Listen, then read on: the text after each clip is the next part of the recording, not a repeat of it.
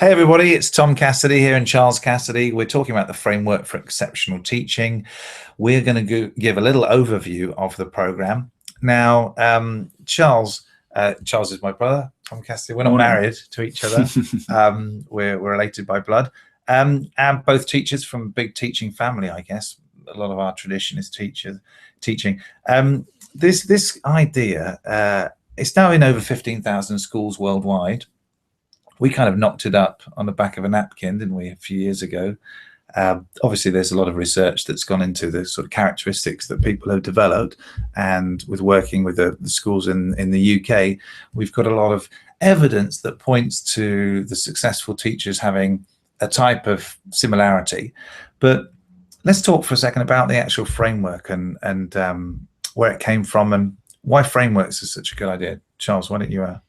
So Tom suggested he had been reading a lot about Benjamin Franklin, and Benjamin Franklin did many great things, but one of the things that he did was he came up with a really useful way of putting things into practice.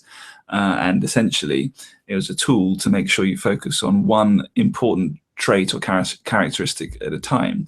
And what we've done is we've essentially populated a Benjamin Franklin style protocol with things that relate to teaching. So we're using a time-honored and proven through many years vehicle to encourage teachers to focus on one important trait of exceptional teaching at a time. Yeah, absolutely. And Ben Franklin's original idea was designed not on the academic year, it was designed for the 52-week year. So it has 13 characteristics which repeat 4 times in a year. We ended up settling on 9, so that 9 times 4, 9 by 4 fits perfectly into most schools across the world's academic year, which is about sort of between 36 and 40 weeks. It's an easier sum than 13 times 4 as well. Yeah, exactly. Yeah. No one knows 13 times 4. It's tricky. Who knows their 13 times table? And so the idea really, all you do is, we'll go in other videos, we'll go into the individual characteristics, but the genius of this that Ben Franklin originated was if you can focus on just one thing at a time, you're not going to get overwhelmed. And guess what? You get cycle through this thing 4 times in a year and you end up, oh, we did this. I remember doing this last time, and it works really well. So anything else to say on the overview? Yeah, just simply that it's a way teachers can avoid feeling overwhelmed. We are swamped with so many different things to be focusing on. This makes it very clear. This week, I just need to focus on this one thing, and I know everything else is being taken care of because there is a week somewhere in the program for it. So it just frees up a lot of mind space, enables you to just focus on one important thing at a time.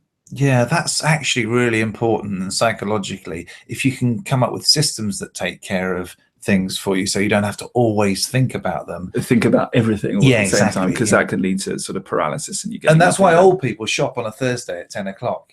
So do all their shopping on a particular time. They don't have to worry about shopping all the rest of the week. They go, well, that's when they do their weekly shop. I remember when I would put revision timetables together when I was studying for GCSEs. You're a geek, aren't you? Yeah, that was my favorite part, actually, putting the timetable together. But you could then do your history revision and completely focus on it without having to worry about, but should I be doing physics? Yeah, it's okay, that's being taken care of. All I need to do, I've done the design of it, all I need to do now is focus on this one thing. And that's kind of what's going on here as well. Yeah, and what's quite interesting as well, if you want to customize this, you can put anything in there if you want to. This is just a good starting point that we found on average seems to work really well.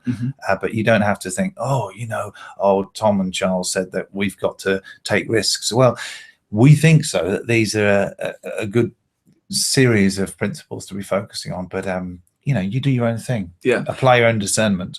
Absolutely. And I suppose you could, the main thing to take away is probably out of the whole series of conversations that we'll have is really focus on one thing at a time. And the things that you focus on, like you say, they may be different for you, but this is a really good starting point that we've found has been useful for lots of people. Yeah, absolutely. Okay, right. We'll see you in the next one. Cheers, Charles. Cheers, Tom.